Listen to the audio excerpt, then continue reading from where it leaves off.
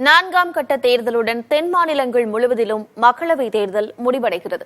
இதுவரையிலான கட்டங்களில் நடந்ததென்ன என்று திரும்பி பார்க்கலாம்.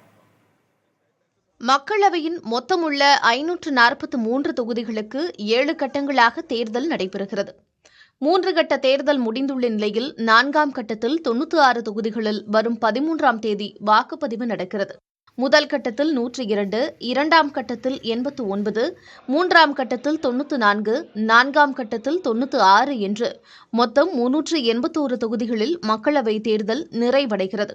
இன்னும் 162 தொகுதிகளில் மட்டுமே தேர்தல் நடக்க வேண்டியுள்ளது. தமிழ்நாட்டின் 39 தொகுதிகள், புதுச்சேரியின் 1 தொகுதி, கர்நாடகத்தின் 28 தொகுதிகள், தெலங்கானாவின் 17 தொகுதிகள், தென் மாநிலங்கள் முழுமைக்கும் 4 கட்டங்களுடன் தேர்தல் நிறைவடைகிறது. இனி ஹிந்தி பேசும் மாநிலங்கள் மட்டுமே தேர்தலை சந்திக்க உள்ளன. முதற்கட்ட தேர்தல் ஆரம்பிக்கும் போது இருந்த களத்திற்கும் 4ஆம் கட்டத்தை எதிர்நோக்கியுள்ள தற்போதைய களத்திற்கும் வேறுபாடுகள் அதிகம் இருப்பதை காண முடிகிறது.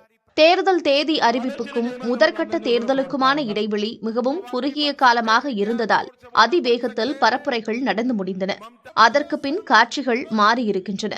தேர்தல் தேதி அறிவிக்கப்பட்ட பின் டெல்லி முதலமைச்சர் அரவிந்த் கெஜ்ரிவால் கைது செய்யப்பட்டதும் தற்போது தேர்தல் பரப்புரைக்காக ஜாமீனில் வெளியே வந்திருப்பதும் ஒரு மாற்றமாக பார்க்கலாம்.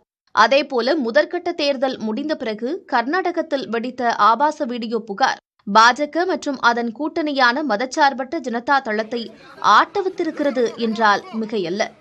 முதலில் குடும்ப அரசியல், ஊழல், மத்திய அரசு நிதி தரவில்லை, மாநில அரசுகளின் உரிமை என்று இருந்த பரப்புரைகள் அடுத்தடுத்த கட்டங்களில் மாறிக்கொண்டிருப்பதையும் வேறு வடிவம் கண்டிருப்பதையும் பார்க்கிறோம்.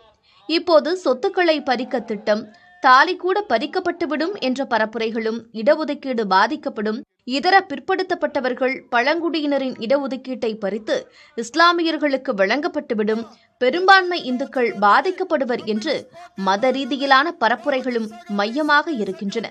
இதன் நீட்சியாக இந்தியாவின் பிரதமராக யார் வரவேண்டும் என்று பாகிஸ்தான் விரும்புகிறது என்ற அளவில் பரப்புரைகள் வந்து நிற்கின்றன.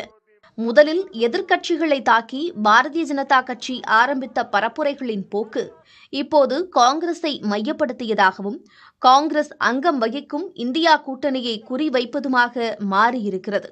இனி வட மாநிலங்களில்தான் 3 கட்டங்கள் நடக்க வேண்டியிருக்கின்றன என்பதால் பரப்புரைகளின் போக்கு எப்படி அமையும் என்பதை பொறுத்திருந்து பார்க்கலாம்.